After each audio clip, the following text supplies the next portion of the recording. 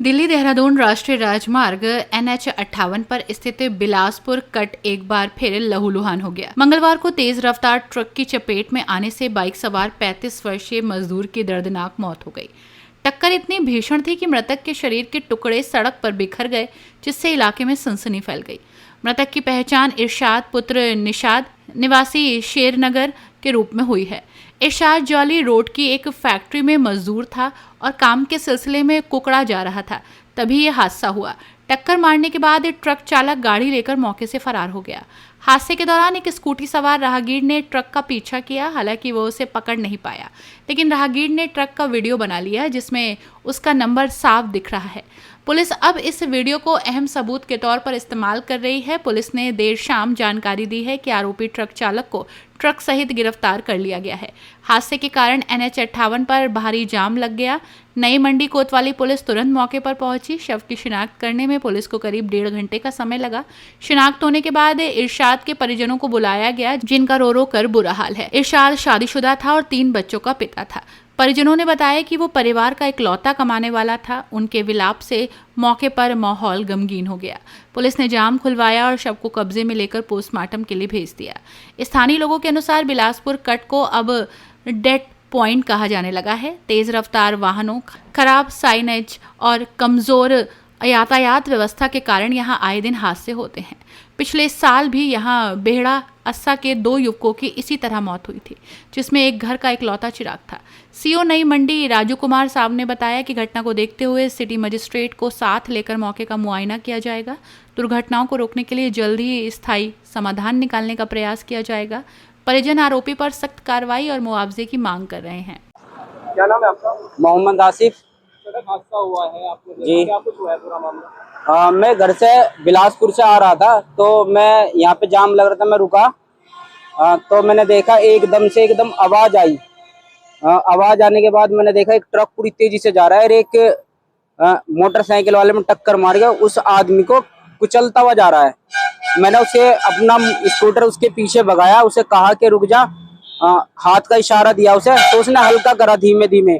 एक आगे petrol pump है, वहां तक उसने धीरे धीरे करा, लेकिन उसके बाद उसने स्पीड से भगा ली। उसके बाद मैंने उसकी वीडियो बनाई, वीडियो बना के मेरे पास उसका नंबर आ गया। आगे शेरनगर है, शेरनगर का हाईवे, पुल के पास मैंने उसे जाके उसे वहां भी इशारा करा, वहां भी उसने कुछ रेस्पॉन्स नहीं दिया और तेज भगा ली। ये लड़का मैंने लोकेशन निकलवाई है बाइक की, तो बाइक आ रही है शेरनगर, यानी कि हमारे गांव के पड़ोसी गांव है शेरनगर, वहाँ की लोकेशन आ रही है। तो क्या ये आपने क्या मंजर देखा था उस टाइम? क्या? हाँ, जैसे मैं रुका हुआ था मैंने देखा कि एकदम मुझे आवाज आई, आवाज से एकदम मेरा ध्यान सामने गया तो एकदम ट्रक ने उसे टक्कर मारी। टक्कर मारने के बाद वो साइड में गिरा और गिर के फिर दोबारा उसके पहिए के नीचे जा गिरा। और अगर ट्रक वाला उस टाइम पर रोक लेता तो उसकी जान बच सकती थी, लेकिन जैसे उसने नहीं रोका, वो उसके पैरों के नीचे आके वो कुचलता हुआ चला गया। कम से कम 50 मीटर दूर तक उसने घिसटते हुए ऐसी ट्रक को ले गया।